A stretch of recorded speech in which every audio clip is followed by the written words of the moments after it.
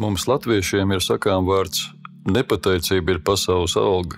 Parasti šos vārdus sakam vilšanās brīžos. Mēs esam kaut ko no sevis upurējuši, bet tas ir palicis nepamanīts, nenovērtēts, bez pateicības.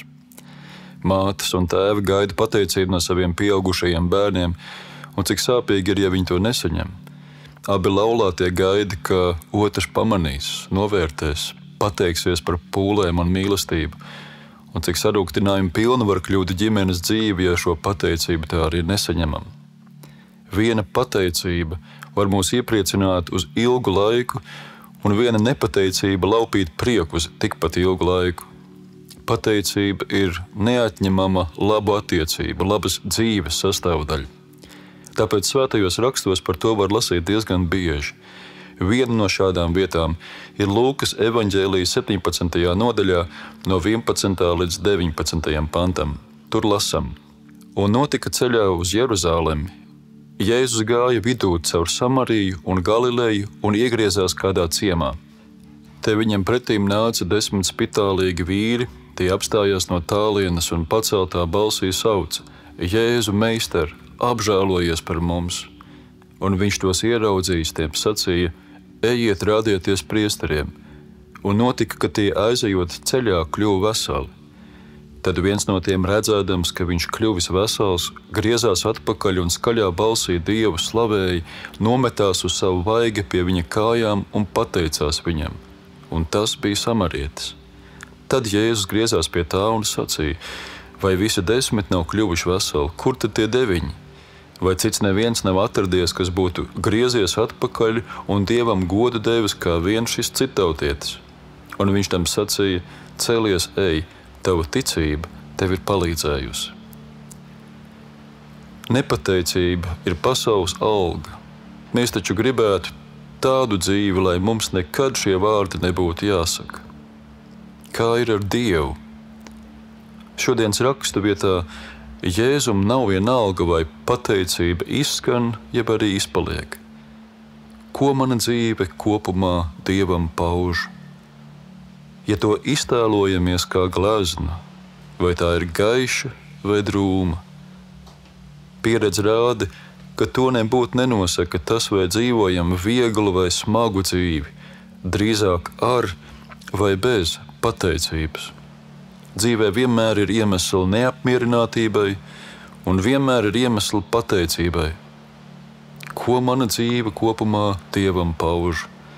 Vai pateicība būtu atbilstošs vārds tās virsrakstā? Evaņģēlija notikumā redzam 10 vīrus, kuri slimo ar tajā laikā nedziedināmu infekcijas slimību spitālību. Tās rezultātā cilvēkam sāk atmirt audi. Tādēļ, ka tā ir ļoti lipīga slimība, tad labprātīgi vai piespiedu kārtā slimie pameta savas ģimenes, atstāja pilsētas, bieži dzīvoja kapsētās, cerēdam uz radinieku piegādātu pārtiku. Lai citus brīdinātu par bīstamību, ko radīja viņa klātbūtne, šie cilvēki nesāja īpašu tērpu, citreiz signalizējot ar zvaniņu skaņu, citreiz skaļi saucot spitālīgs. Ja kāds slimais šo noteikumu neievēroja, tad apkārtējiem bija tiesības slimo nomētāt ar akmeņiem. Tāpēc arī mūsu raksta vietā mēs redzam, ka 10 vīri no tālienes paceltā balsī sauca: Jēzu, meister, apžēlojies par mums! Šie 10 cilvēki ir visnožēlojamākos apstākļos, kādos vispār varam cilvēku iedomāties. Viņi ne tikai bija pakļauti šausmīgai, atbaidošai slimībai, bet tās dēļ pilnīgi nošķirti no sabiedrības, no saviem mīļajiem. Jēzus viņus dziedina. Vēl esot ceļā pie priesteriem, kas apstiprināja dziedināšanas patiesumu un ļāva veselajiem atgriezties sabiedrībā, 10 vīri pamana, ka ir dziedināti. Bet tikai viens griezās atpakaļ, lai Jēzum pateiktos. 10 cilvēku izdziedinājās, tikai viens pateicās. Vienā brīdī šie 10 vīri ir gatavi Jēzu nosaukt par meistaru, jeb citā tulkojumā par valdnieku, bet nākamajā aizmirst pateikt vienkāršu paldies. Viena brīdi meistars un valdnieks, pēc tam aizmirsts dzīves aizskatuvē. Tik bieži mūsu dzīve norisinās pa vidu šīm divām īstenībām. Mēs Dievam lūdzam palīdzību, bet, kad to saņemam, ar panākumiem apsveicam nevis Dievu, bet sevi. Kad mums kaut kas vajadzīgs, mēs lūdzam Dievu palīdzību. Mēs esam gatavi Jēzu atzīt pat par meistaru, par vadoni, par kungu, vienīgo glābēju, vienalga ko. Bet, kad saņemam atbildi, tad līdzīgi 10 spitālīgajiem par viņu aizmirstam, ar panākumiem apsveicam nevis Dievu, bet sevi. Kāds mācītājs no Amerikas stāstīja par amerikāņu astronautiem, kas devās uz Mēnesi. Kad ceļā notika nopietni sarežģījumi, Amerikas televīzijā un rādio izskanēja aicinājums tautai lūgt par astronautu sekmīgu atgriešanos. Kad viņi sveiki un veseli atgriezās uz Zemes, visi panākumi tika piešķirti attīstītajai amerikāņu kosmosa tehnikai un cilvēku spējām. Nevienu reizi publiski neizskanēja pateicība Dievam. 10-1. 10 dzīves situācijas, 1 pateicība. Cik citreiz mēs esam līdzīgi tiem 9. Kā cilvēki mēs vienmēr saskaramies ar tieksmi pierakstīt slavu sev par to, kas patiesībā ir Dievu. Bet tieši pateicība ir vislabākās zāles pret šāda veida viltus pašapziņas celšanu. Ikreiz, kad pateicamies Dievam, mēs atzīstam savu patieso stāvokli, ka mēs šajā pasaulē vienmēr dzīvojam kā saņēmēji, jo īpaši iepratīm Dievam. Ikviena pateicība stiprina arī mūsu ticību un paļāvību uz Dievu, jo, ja Dievs mums dod iemeslu pateicībai šodien, kāpēc lai mēs uz viņu nepaļautos rīt? Pateicība mums ļauj novērtēt saņemto, redzēt ne tikai to, kā nav, bet vispirms to, kas ir. Visbiežāk tas izrādās vairāk, kā esam domājuši.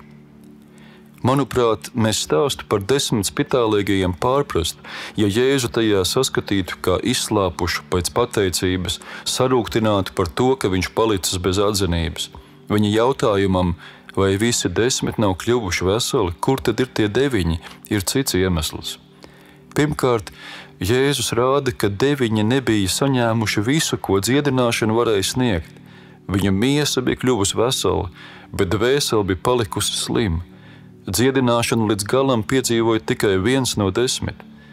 Tā arī mūsu gadījumā daudzas dvēseles kaitas top dziedinātas tā, ka Dievs dod iemeslu pateikties, un cilvēks pasakās.